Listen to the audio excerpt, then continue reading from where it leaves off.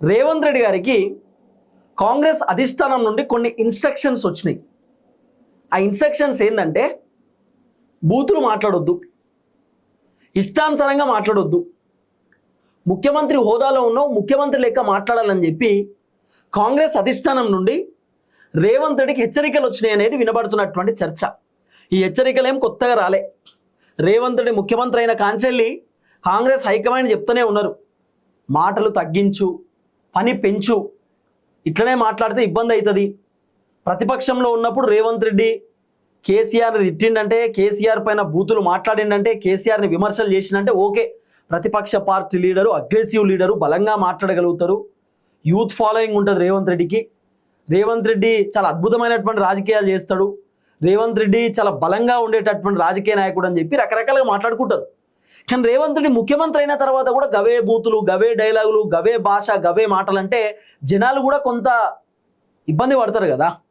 రేవంత్ రెడ్డి మాట్లాడేటటువంటి మాటలు మహిళలు కూడా చూస్తారు. టీవీ ముందు మహిళలు కూడా కూర్చొని మహిళలు కూడా ముఖ్యమంత్రి ఏం మాట్లాడబోతున్నాడు, ఏం చెప్పబోతున్నాడు, ముఖ్యమంత్రి ఎలాంటి ముచ్చడి చెప్పబోతున్నాడు, ఏం అనౌన్స్ చేయబోతున్నాడు, ఏమైనా పథకాలు ఇస్తాడా, ఏమైనా జాబు గ్యారంటీలు ఏమన్నా ఇస్తాడా, అంటే ఏమన్నా నోటిఫికేషన్లు ఇస్తాడా, లేకపోతే ఉద్యోగాలకు సంబంధించిన అంశం ఏమైనా ఉంటుందా, 6 గ్యారంటీలు ఏమైనా ఉంటుందా, 420 హామీల గురించి ఏమైనా చెప్తారా అని చెప్పి చాలామంది వెయిట్ చేస్తూ ఉంటారు. ఒక ముఖ్యమంత్రి మాట్లాడుతుందంటే టీవీ ముందు ఉంటారు, కానీ రేవంత్ రెడ్డి మాట్లాడుతుండంటే మాత్రం ఎవరు చూడరు. మీరు మొన్న మాజీ ముఖ్యమంత్రి కేసీఆర్ జగిత్యాలలో సభ పెడితే రేవంత్ రెడ్డి కాటారంలో సభ పెట్టాడు. రేవంత్ రెడ్డి సభ పెడితే లక్షలలో చూసిరు, కేసీఆర్ సభ పెడితే కోట్లలో చూసిరు. రీజన్ ఏంది? రేవంత్ రెడ్డి సభ పెడితే 10 లక్షల మంది చూసిరు, కేసీఆర్ సభ పెడితే 70 లక్షల మంది, 80 లక్షల మంది, కోటి మంది, 1,20,00,000 మంది చూసిరు. ఎట్లా చూసిరు? కారణం ఏంది? ఇప్పుడు కేసీఆర్ కూడా ముఖ్యమంత్రి ఉన్నప్పుడు గదే భాష మాట్లాడిండు, గట్లనే తెచ్చుడు, గట్లనే విమర్శలు చేసుడు చేసిండు. కేసీఆర్ ప్రతిపక్షంలోకి వచ్చిన తర్వాత కేసీఆర్ లాంగ్వేజ్ మొత్తం చేంజ్ అయిపోయింది. కేసీఆర్ జనాలకు అర్థమయ్యేటట్టు మాట్లాడుతున్నాడు. అట్లనే కేసీఆర్ ప్రతిపక్షంలో ఉన్నాడు, రేవంత్ రెడ్డి ముఖ్యమంత్రి ఉంటే రేవంత్ రెడ్డిని పట్టుకుని ఇష్టం ఉన్నట్టు కేసీఆర్ ఏం అంటలేడు కదా. కేసీఆర్ రేవంత్ రెడ్డిని పట్టుకుని ఇష్టం ఉన్నట్టు ఏం తిడతలేడు కదా. పాలసీస్ ప్రకారమే కేసీఆర్ మాట్లాడుతున్నాడు. యూరియా బత్తాల విషయంలో, రైతు భరోసా విషయంలో, పెన్షన్ల విషయంలో, 6 గ్యారెంటీల విషయంలో, ఉద్యోగాల విషయంలో, అభివృద్ధి విషయంలో కేసీఆర్ రేవంత్ రెడ్డి ప్రభుత్వాన్ని విమర్శలు చేస్తూ నిలదీస్తున్నాడు అంతే. కానీ రేవంత్ రెడ్డి మాత్రం భారీ బహిరంగ సభ పెట్టినా, ప్రోగ్రామ్ పెట్టినా, ప్రెస్ మీట్ పెట్టినా, పబ్లిక్ మీటింగ్ పెట్టినా, ఏది పెట్టినా రేవంత్ రెడ్డి బూతులే. అంటే కేసీఆర్ తిట్టుడు, కేసీఆర్ని గోరిగడతా, చిట్టు గురేయాలి, కేసీఆర్ అట్లా, ఉఫ్ఫు ఇఫ్ఫు గిఫ్ఫు అని చెప్పి ఇట్లా తిట్టుడు. అవన్నీ ఆ భాష మనం మాట్లాడలేం, మనతో కాదు. కానీ రేవంత్ అన్న మాట్లాడేటటువంటి భాష మనం అసలు మాట్లాడలేం, మనతో కాని కూడా కాదు. ఇష్టం ఉన్నట్టు తిట్టుడు. నువ్వు ఎవర్రా, ఏమనుకుంటున్నావురా, అవులా గివులా, దివానా గివానా అని చెప్పి తిట్టుడు. రేవంత్ రెడ్డి 2.5 సంవత్సరాల ముఖ్యమంత్రి పదవిలో ఉన్నాడు కదా ఇప్పటిదాకా. ఈ 2.5 సంవత్సరాలలో రేవంత్ రెడ్డి మాట్లాడినటువంటి భాషను ఒకసారి మీరు గమనించండి. రేవంత్ రెడ్డి ఇట్లాంటి భాష మాట్లాడితే ఇబ్బంది అవుతుందని చెప్పి కాంగ్రెస్ పార్టీ మంత్రులు కూడా రేవంత్ రెడ్డికి చెప్పారు. కానీ రేవంత్ రెడ్డి తీరు మార్చుకోలే. కాంగ్రెస్ పార్టీ ఇన్ఛార్జ్ మీనాక్షి నటరాజన్ కూడా రేవంత్ రెడ్డికి చెప్పారు, రేవంత్ రెడ్డి ఇట్లాంటి భాష మాట్లాడితే ప్రభుత్వానికి డ్యామేజ్ అవుతుంది, కాంగ్రెస్కి ఇబ్బంది అవుతుంది, అట్లాంటి భాష మాట్లాడకు అని చెప్పి చాలాసార్లు మీనాక్షి మేడం చెప్పినా రేవంత్ రెడ్డి వినలే. హైకమాండ్ కూడా 10 సార్లు చెప్పారు రేవంత్ రెడ్డికి ఇట్లా మాట్లాడకు, ఇబ్బంది అవుతుంది అని చెప్పి. రేవంత్ రెడ్డి మార్చుకోలే. రేవంత్ రెడ్డి ఏమంటాడు, నా భాష ఇట్లుంటుంది, నేను ఊర్లో పుట్టినా, ఊర్లో పెరిగినా, నా భాష ఇట్లనే ఉంటుంది, మరి మాది నల్లమల్ల అడవి దిక్కు, మాది ఇట్లనే ఉంటుంది అని చెప్పి రేవంత్ రెడ్డి చెప్తాడు. ఇప్పుడు ఏ రాజకీయ నాయకుడైనా పాలిటిక్స్కి వచ్చిన తర్వాత కొంత భాషా విధానాన్ని చేంజ్ చేసుకోవాలి. నేను చిన్నప్పుడు అట్లనే ఉన్నా కాబట్టి ఇప్పుడు కూడా అట్లనే ఉంటా అంటే నడవదు కదా. రాజకీయాలు రోజు రోజుకు మారుతున్నాయి. ఇప్పుడు రేవంత్ రెడ్డి తిడుతుండని చెప్పి కేటీఆర్ కూడా తిడుతున్నాడు. రేవంత్ రెడ్డి మంచిగా మాట్లాడితే కేటీఆర్ ఎందుకు రేవంత్ రెడ్డి లెక్క మాట్లాడతాడు?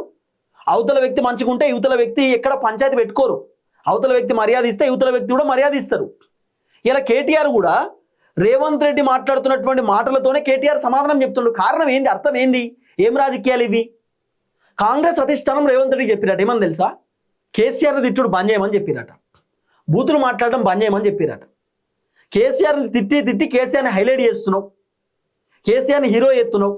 ఇవాళ సర్వేలలో కేసీఆర్ 84 సీట్లు వస్తాయి, కేసీఆర్ ముఖ్యమంత్రి కాబోతున్నాడు, కేసీఆర్ మళ్ళీ అధికారంలోకి రాబోతున్నాడు, బీఆర్ఎస్ పార్టీ ఊపు పెరిగింది, బీఆర్ఎస్ పార్టీకి బాగా హైప్ అయిందని, ఇవన్నీ ఎట్లొచ్చినాయి?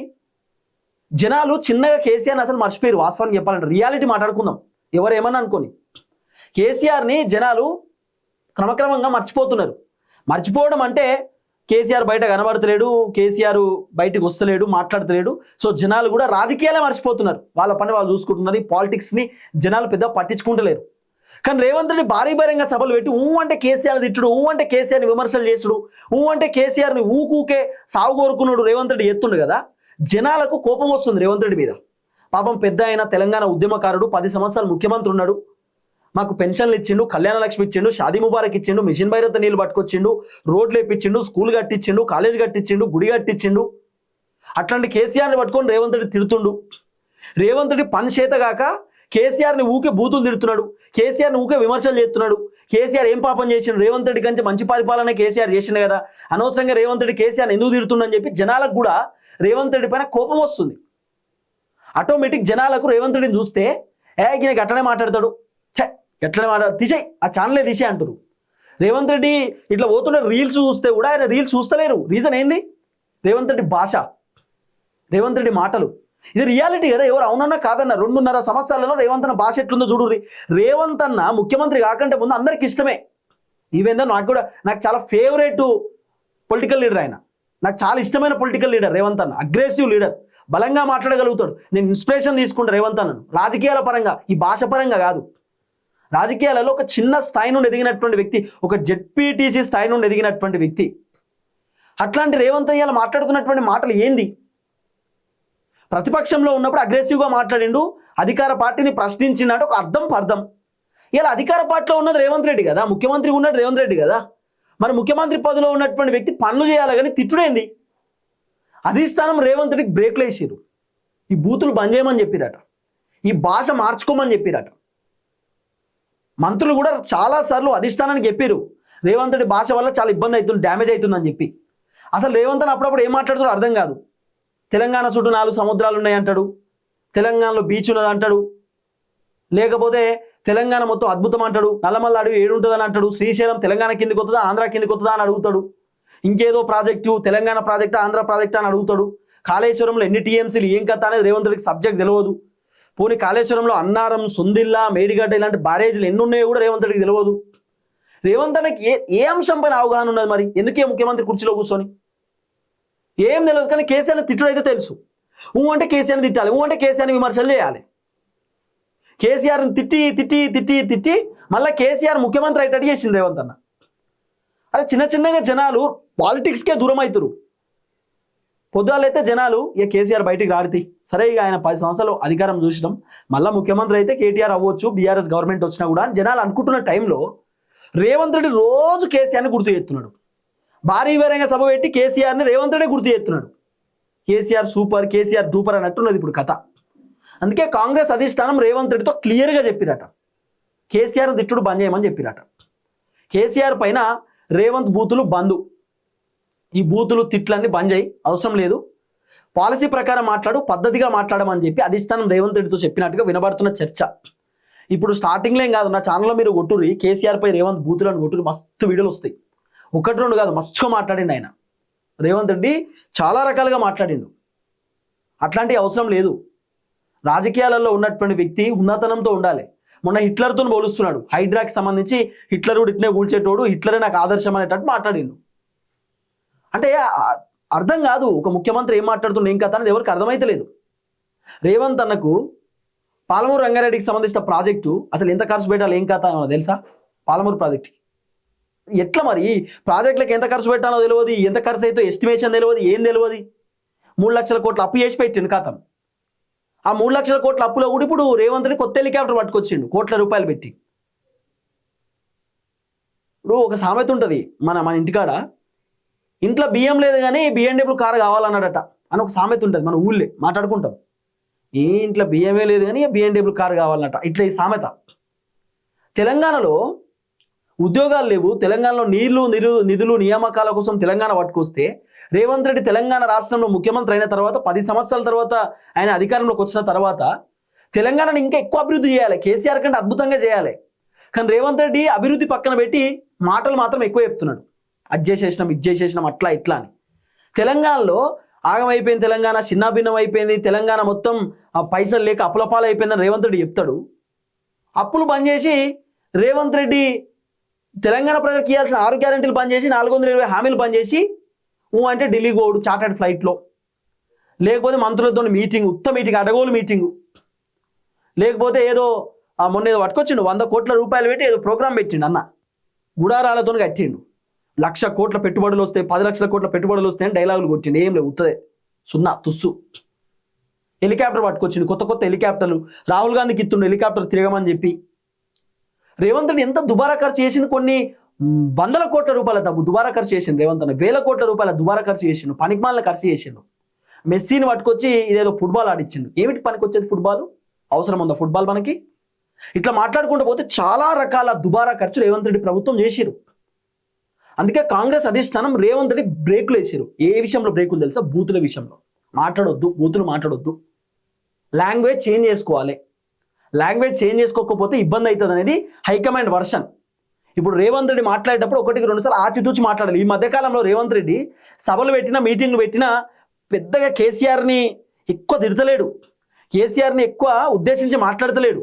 మొన్న ఏదో స్కూల్లో మీటింగ్ పెడితే స్కూల్లో కూడా కేసీఆర్ని తిడుతున్నాడు, ఇంకెక్కడ మీటింగ్ పెడితే మీటింగ్లో కూడా కేసీఆర్ని తిడుతున్నాడు. అంటే కేసీఆర్ని తిట్టడం ఎందుకు? మరి కేసీఆర్ పొద్దుగా లేచి తిడతలేడు కదా రేవంత్ రెడ్డిని.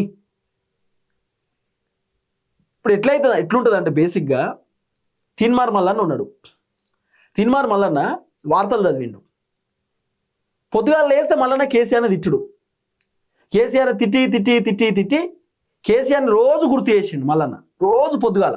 ఇప్పుడు కేసీఆర్ ఏమనుకుంటాడంటే సాధారణంగా మంచో చెడో నా గురించే మాట్లాడుకోవాలి అందరూ, మంచైనా పర్లేదు చెడైనా పర్లేదు, రోజు నన్ను మల్లన్న గుర్తు చేయాలి అని ఆయన అనుకుంటాడు. మల్లన్నేమో నేను కేసీఆర్ని విమర్శలు చేసినాను మల్లన్న అనుకుంటాడు. కానీ కేసీఆర్ మాత్రం మంచో చెడో మల్లన్న రోజు నా గురించి మాట్లాడితే నాకే మంచిది కదా, జనాలకు రోజు నేను గుర్తుంటా, జనాలకు రోజు నన్ను బాగా పరిచయం చేస్తున్నాడు, ఇంకా జనాలకు నా గురించి చెప్తున్నా అని చెప్పి కేసీఆర్ అనుకుంటాడు.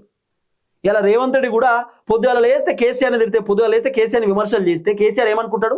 మంచో చెడో జనాలే చూసుకుంటారు, జనాలే అర్థం చేసుకుంటారు, కేసీఆర్ ఊకే తిడుతున్నారని ఇప్పుడు జనాలకే అర్థమైంది. అందుకే జనాలు రేవంత్ రెడ్డి పైన కోపంతో ఉన్నారు. అంటే రేవంత్ రెడ్డి కేసీఆర్ తిడుతున్నాడు, తిట్టుడు తప్ప ఈయనకి ఏం రాదు, తిట్టుడు తప్ప ఈయనకు వేరే ఆప్షన్ లేదు, తిట్టి ఈయన పరిపాలన చేయడం చేతనైతలేదు కానీ మందిని మాత్రం తిడుతున్నాడు అనేది పబ్లిక్ బాగా అర్థమైపోయింది.